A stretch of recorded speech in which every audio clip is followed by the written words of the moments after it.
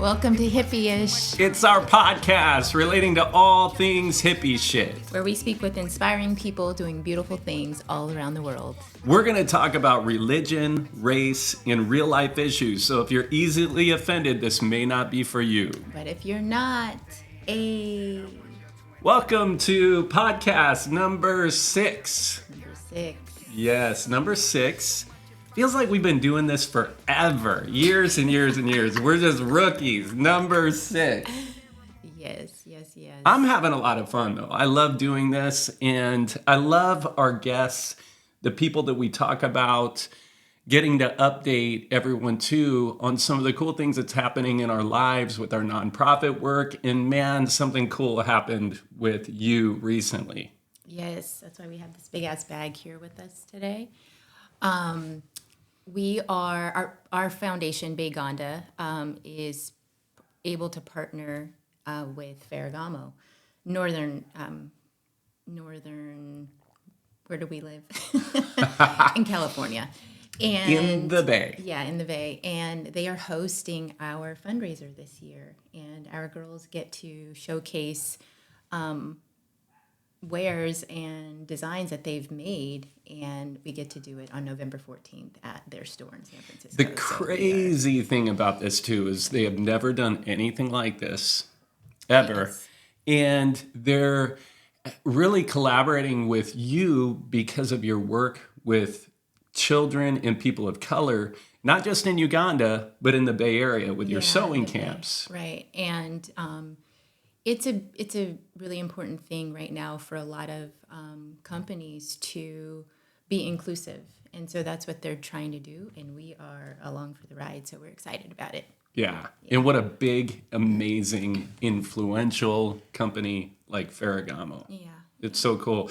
You were carrying that big ass bag through downtown San Francisco. I'm sure it was like inside of this bag. The cool thing is they donated a bunch of scarves retailing for like $400 to $800 per scarf. Yeah, raw goods that we're going to repurpose, and I'm excited about what the kids are going to make. So Yeah, they're gonna create their creations, do the fashion show, walk the line.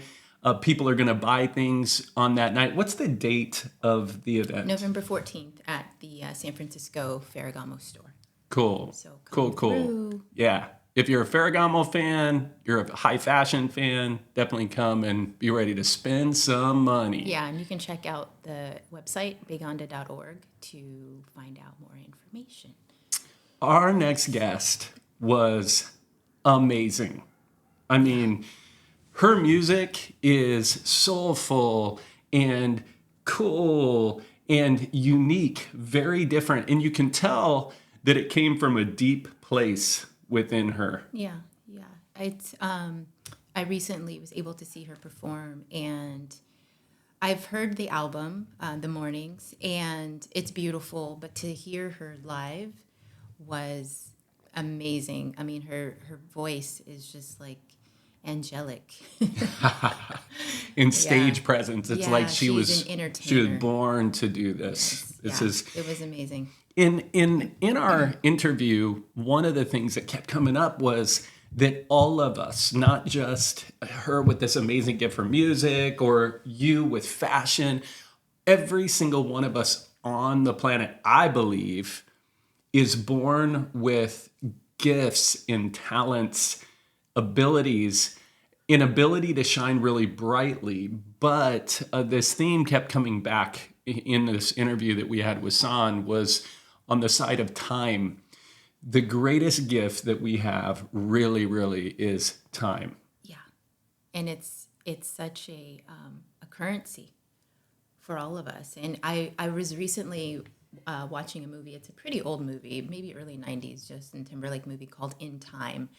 And it's about time being currency. And everywhere that you went within this movie, in this city that he lived in, it was like in Detroit or something. And even to buy a cup of coffee, it was like an hour of your time. And it just really put into perspective the importance of time and what we do with it, and how important it is to be thoughtful about and mindful about how we use it, who we give it to, and we only have a little bit of it. I was listening to this podcast yesterday, and the guy, I believe it's called All It Takes Is a Goal or something like Yeah. that. But the host was talking about how his daughter has something, and I think his daughter's like 17 or 18 or something like that, but has an asset that's worth more than that Steve Jobs or, God rest his soul, but all these big names, Bezos, all these people would give their whole treasure, their whole wealth, everything that they had for that asset that her daughter has, or that our children have, or some people who are younger have. And that asset is time. There is so much value in this idea that time is truly the most precious thing that we have. And then we're born with these gifts and abilities that make us shine bright. So that time is always backing down, being spent. And the question came up in our interview is, what are we doing with our time? Yeah.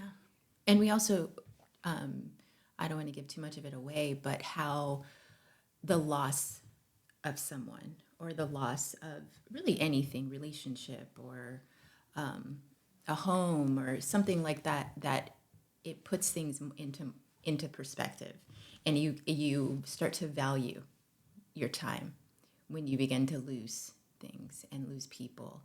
And that was kind of the inspiration too for writing for her, and why she got so into wanting to do the album. And I think that wasn't the intention, but that's what happened, and it's really beautiful. So I think that is true too. When you lose people that you love, time becomes very crucial.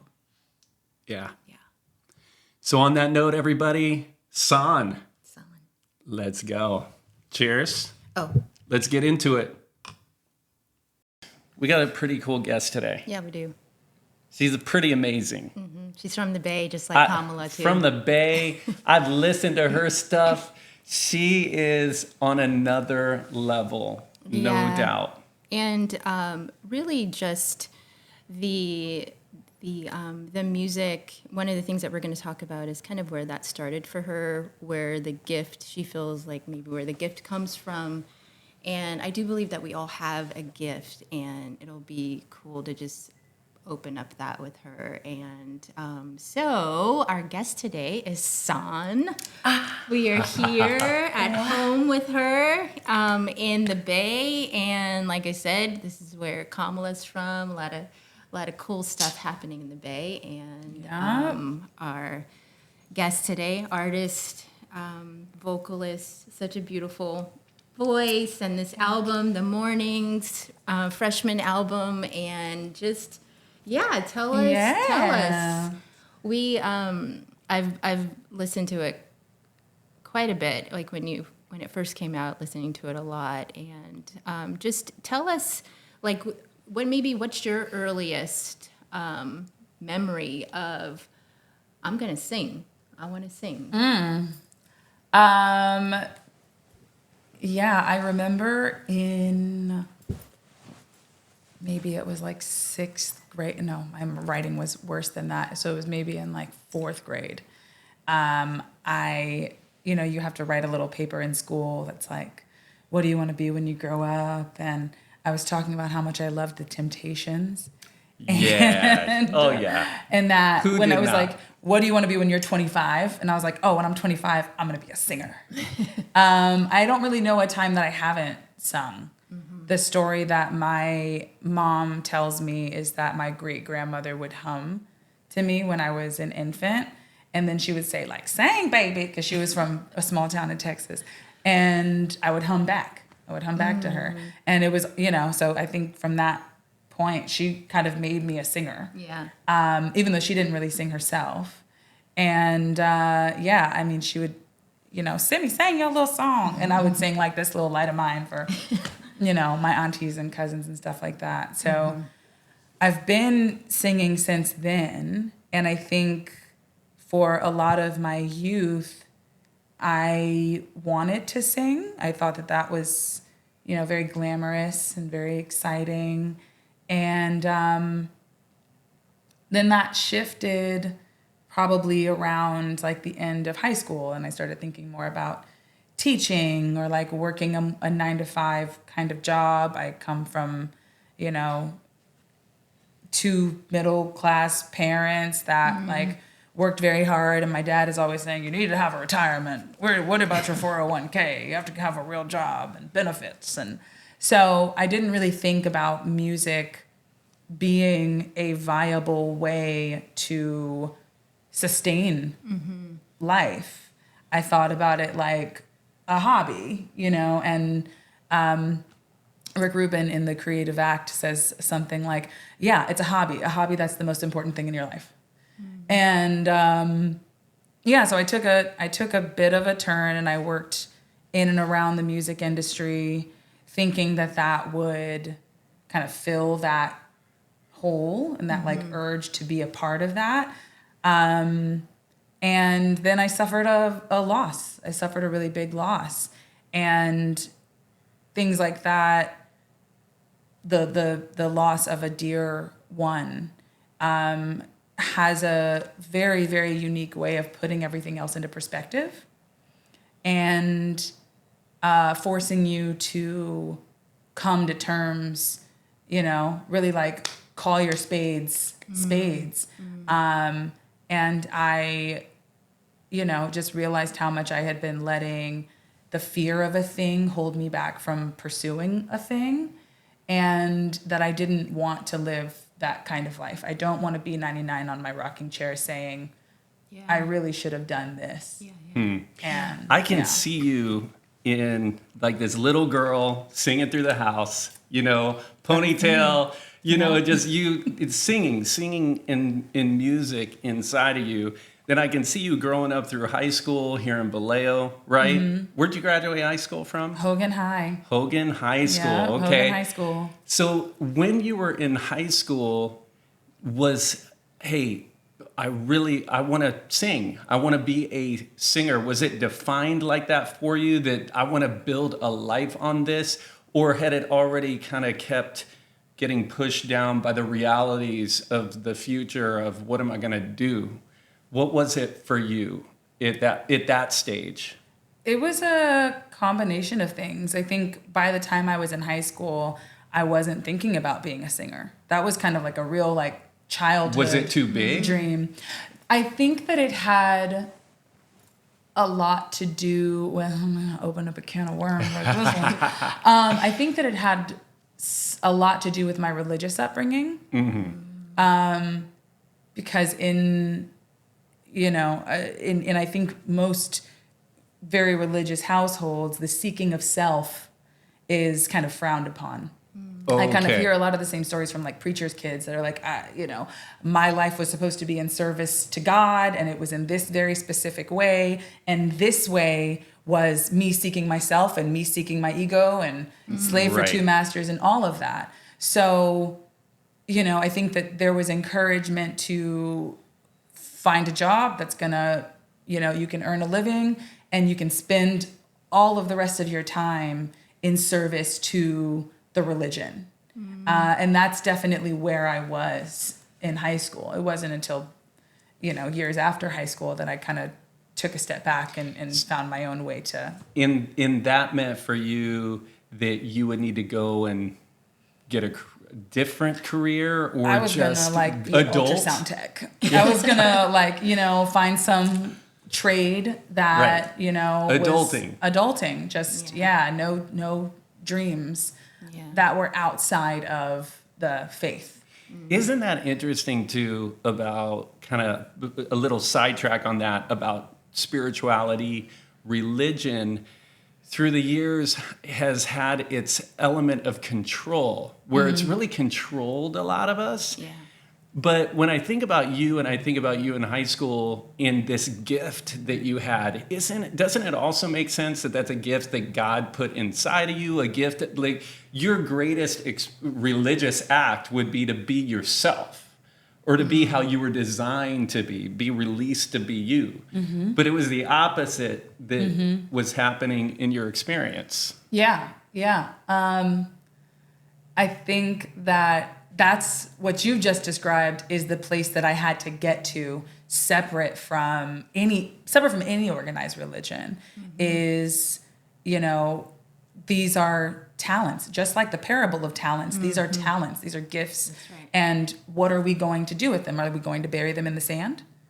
You know, I don't want to be that person. I don't want to go to God at the end of my life and say that you gave me this thing. And instead of building on it and using it to accomplish what I believe God's will is, which is only love, and empathy and understanding, and all of that is a part of love.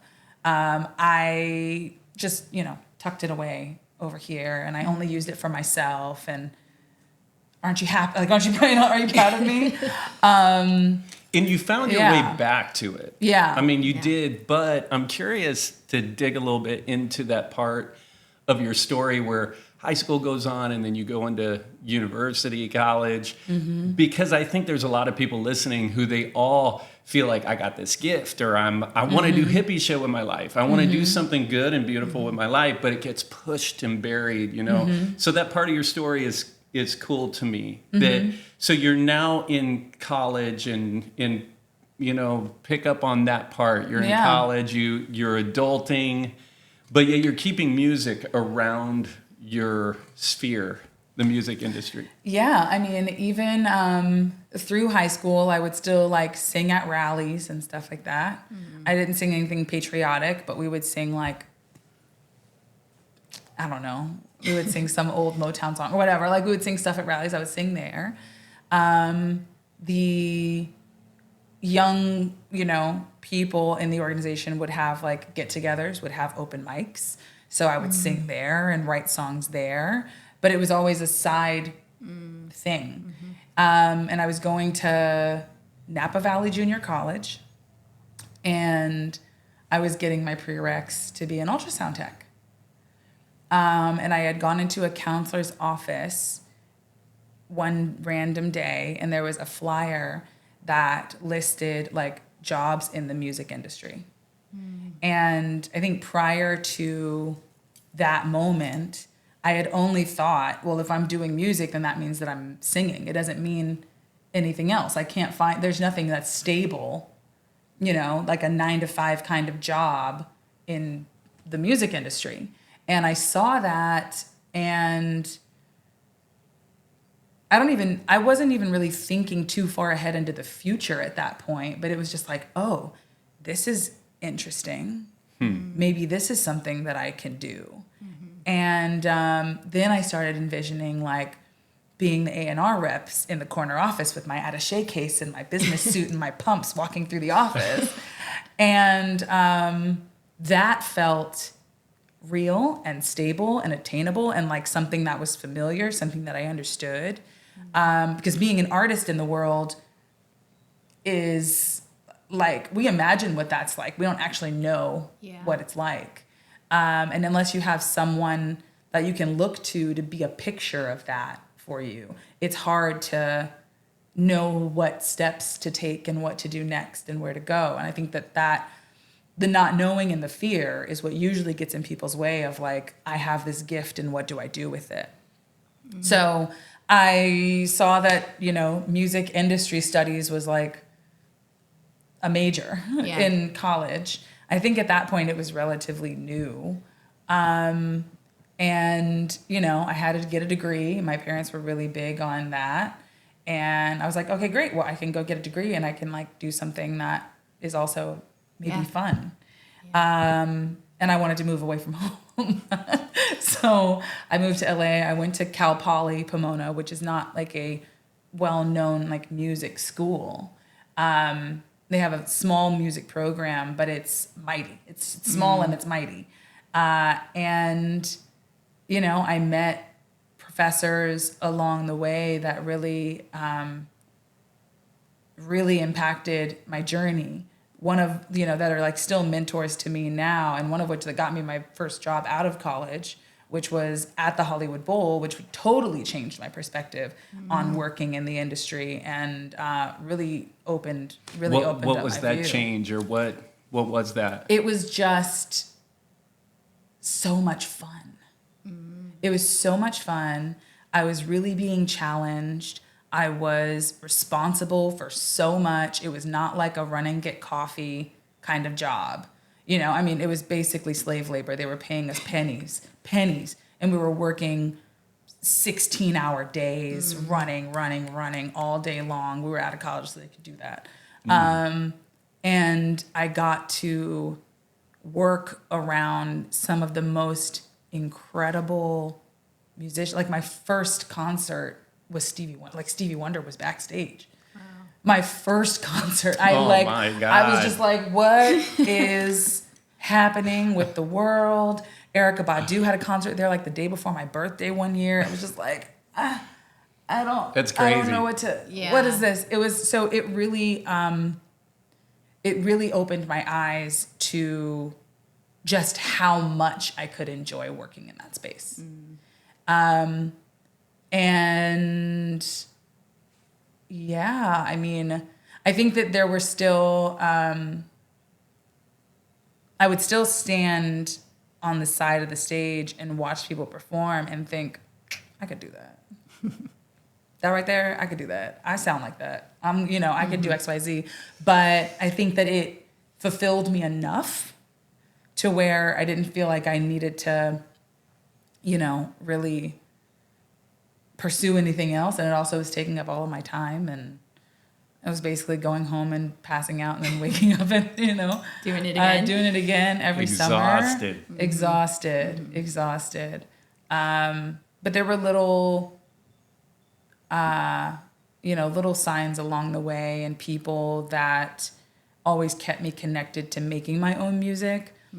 My very, very dear friend who also produced the mornings would always hit me, hey, you want to work on some music? Hey, you still doing music? You want to come? Like every, 6 to 8 months was kind of like, hey, you doing? And so it was present. And I did my damnedest to push it right back down and be happy with where I was. Yeah. Yeah. It's a wonder the things that we become so conditioned for and that allow us to sometimes not enjoy ourselves even to the fullest into our capacity. And in talking about the mornings, like this friend that helped you with this album, when did that the idea about the mornings start? Because I know that the album means so much to you. But this idea that, okay, I'm going to put all of what's happening in here on paper, and then I'm going to tell the world about it. When did that manifest in you that, yes, I'm going to do this? Yeah. Well, prior to, I would say probably in 2019,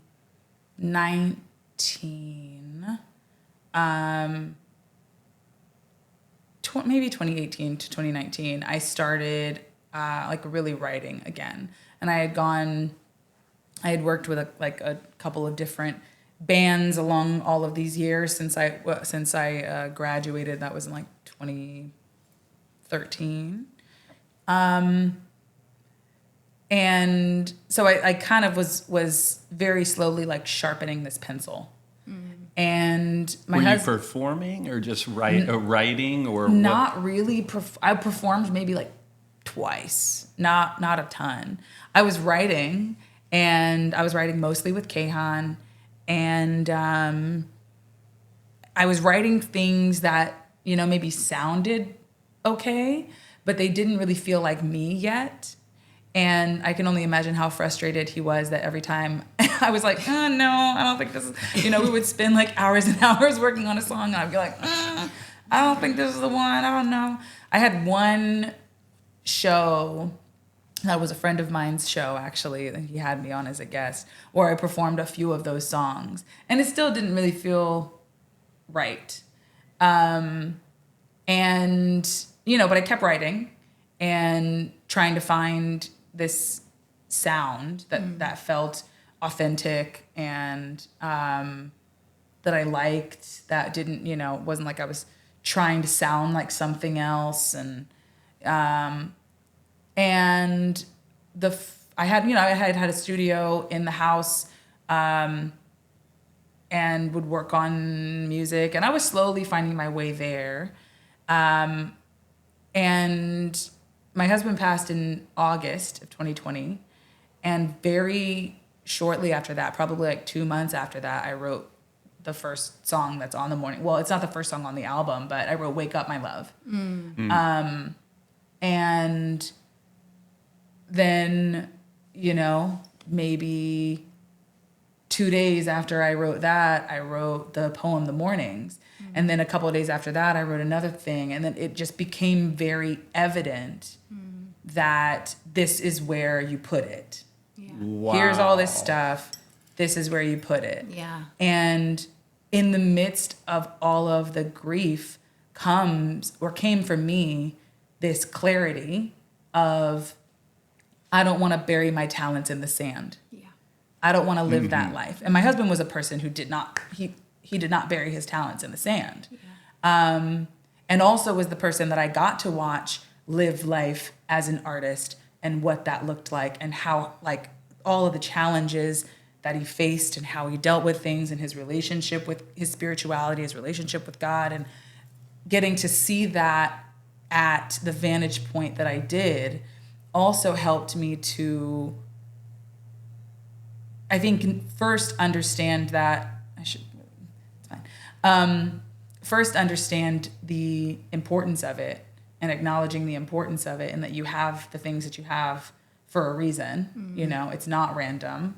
And kind of strengthen my knowing of that fact, that I don't believe in randomness, and also to make it seem real, like make it seem like more than a pastime,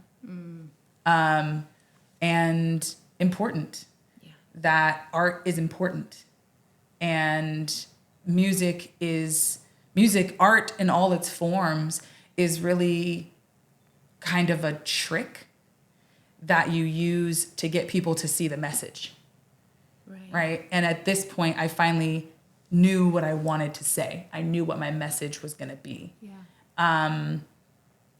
Yeah. So I started writing stuff, and it came. Correct me if I'm wrong, but it seems like you're looking at this stage thinking, I can do that. And then that led to steps and steps, but then you're trying to almost force your gift out of you, and you're not loving it or feeling completely whole in it, even though it's probably damn good. If we were to listen to it, I bet even those moments we're like, fine. yeah, it's probably like, this is amazing. And that's why your homie's like, what the, why are we not doing this? But then you go through this loss in from the deepest places of you comes this writing, in this, you probably, tell me if I'm wrong here in this, but it seems to me like this album was your processing of all these things, like the deepest feelings anybody could ever experience in their life, and but in that process you found your voice. Is that true? And then it just flowed out of you. Yeah, I mean, in some moments it flowed. In some moments I still had to force it out of me, but the difference was I knew what I was forcing out.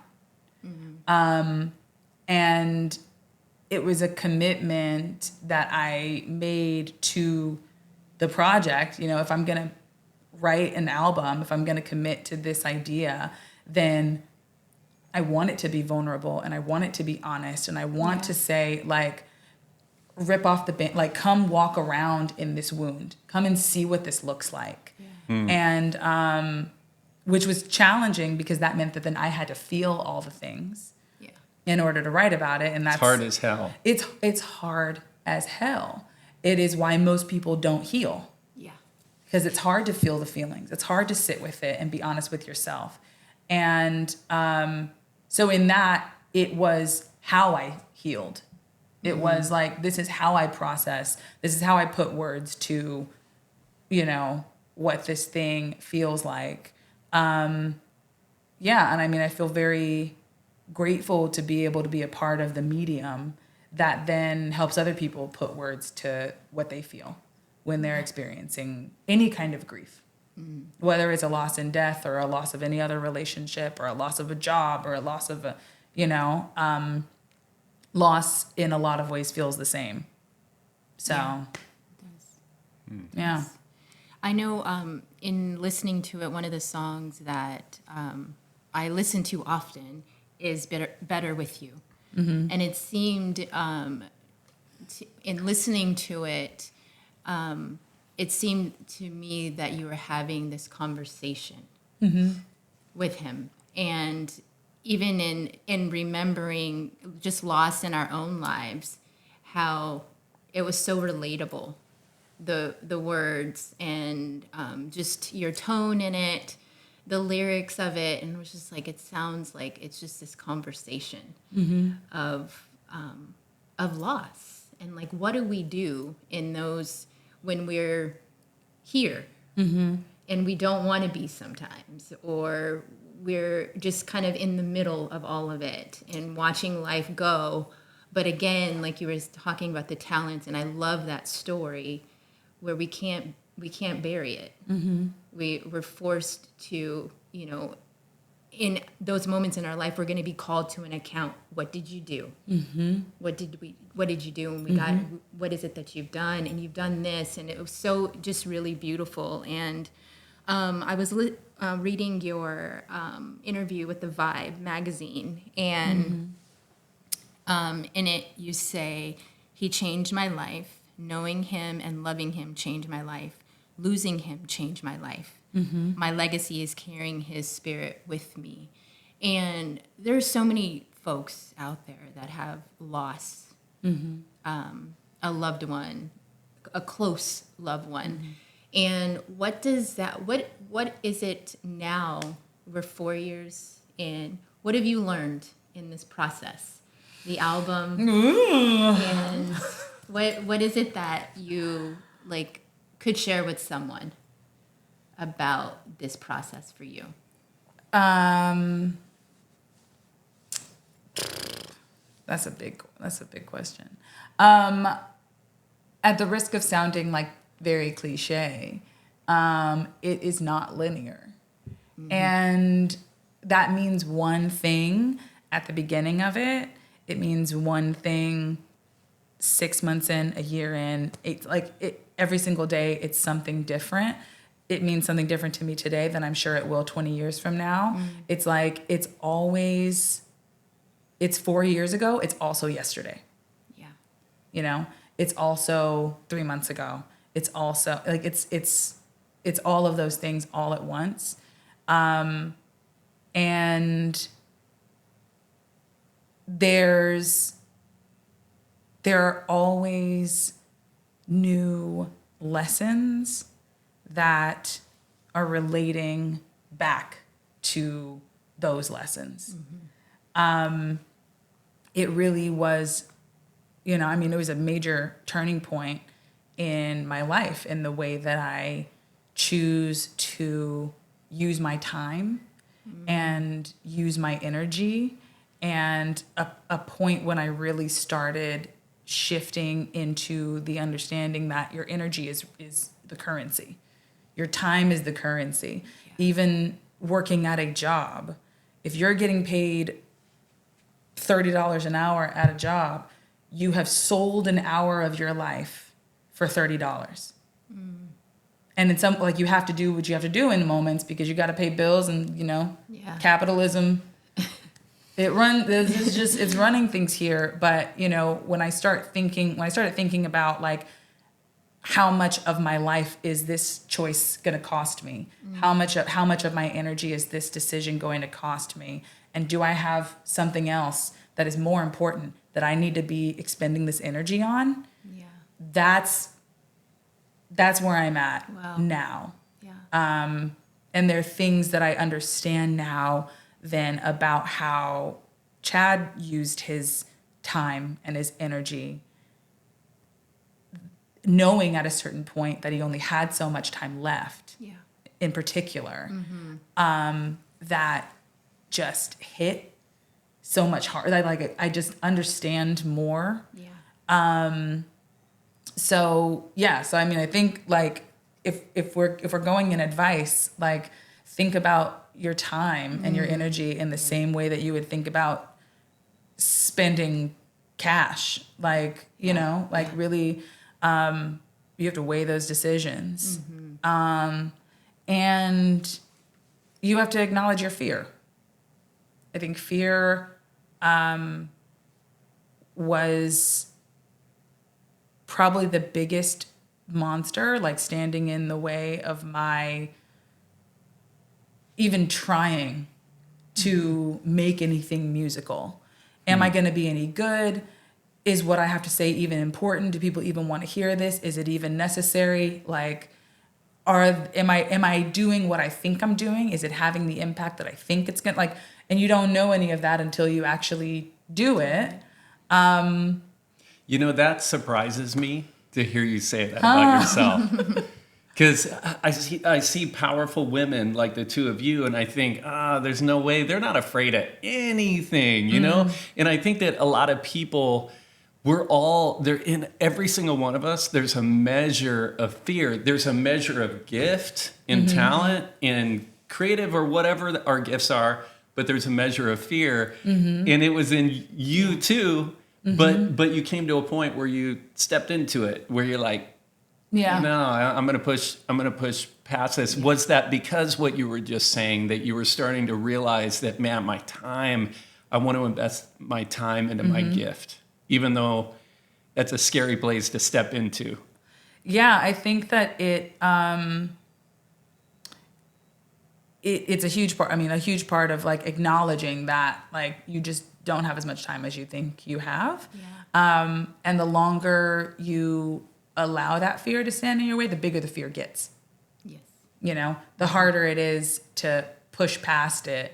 And another part of that commitment to the vulnerability, to the process, and all of that was like, if there is anything to say yes or no to, and there's maybe a chance that I'm saying no because I'm scared of it, I'm saying yes. Yeah. Yeah. If there's even Yeah. remotely a possibility that I'm just scared, you know, not that like it's not a smart decision, it's not a good investment, or the risks don't really outweigh if it's just because I'm scared, I'm just gonna bite the bullet and I'm gonna do it anyway. And that is big things like committing to whatever artistic vision you have. It's having a hard conversation. It's like, I used to feel guilty about like calling to cancel a doctor's appointment, like anything Yeah. that is like, does this give me anxiety? Like, where do I, making Yeah. it's a commitment to leaning in, That's which I have so to good. recommit to do every single day. Yes. It doesn't stick, Yeah. Yeah. like it's just, You got to remind yourself. you got to to do those remind things. yourself. Yeah. Yeah, Yeah. you gotta do the hard things. good. You gotta Yeah. do the hardest things. That's crazy. Yeah, There's so another- good there's because it's another kind of book. like There's a yeah, book. There's it's- another book Yeah, it's that you kinda- recommended to me, actually. Yeah. It's like we got to Yeah. do the hardest things in That front of us reward. first, because that's the biggest thing on the list. Is that we always save that to the last thing to do, because we're going to do everything else that's Yeah. easy, but we got to do the hardest thing in our life first. We got to dive into that. So you're talking about the importance of time. You're in the journey with the person that you loved so much. You're talking about seeing your time. And that kind of makes me think about, okay, you got your future. You've done this album, this powerful, deep expression. So what are you dreaming for now? What are you What's next? like? What's next with the time that you have? You know? Yeah. A lot is next.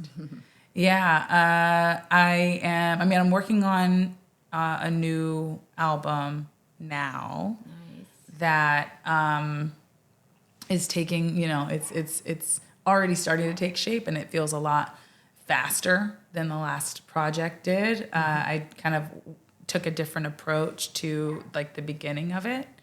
But I think that what I love talking about is healing, is growing pains.